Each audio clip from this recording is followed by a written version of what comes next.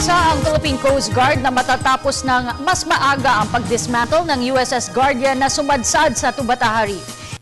Ito ng Coast Guard sa ikalawang araw ng pagsasagawa ng salvage operations matapos na umaliwalas ang panahon sa naturang lugar. Si Noel Perfecto nag-uulat. Sinasamantala mga otoridad ng Task Force Tubataha, Philippine Coast Guard at U.S. Naval Authorities ang magandang panahon sa karagatan na pinagsadsaran ng U.S. Minesweepers sa Tubataha Reef area sa Palawan.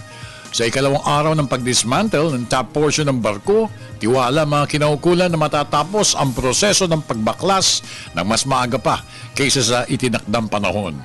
Ayon kay Commander Arman Balilo, spokesperson ng Philippine Coast Guard, pagamat nagkaroon ng kaunting pagtagas ng langis mula sa USS Guardian, hindi naman ito aniya naging dahilan para maantala ang minamadaling proseso ng paghihiwalay sa ikataasang bahagi ng sasakyang pandagat. As I said a while ago, it's a very complex procedure.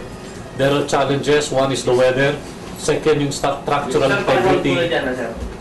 integrity ng barko. And then, as they go on to the operations, ano bang may kinat sila ng isang portion, baka may makita pa silang mas mahirap katin. Factors that would be considered. Sinabi ni Commander Balilo na agad rin lang isusunod ang pangilalim na bahagi ng barko kapag tuluyan ng makisama ang magandang panahon sa Tubataha Reef area.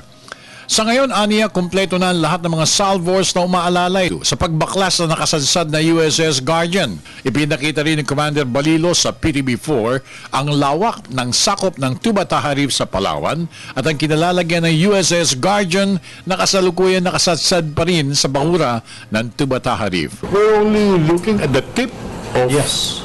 a larger area. Napakalaki nung Tubataha. At ito yung portion kung saan siya nabahura. Para sa telebisyon ng bayan, ako naman si Noel Perfecto.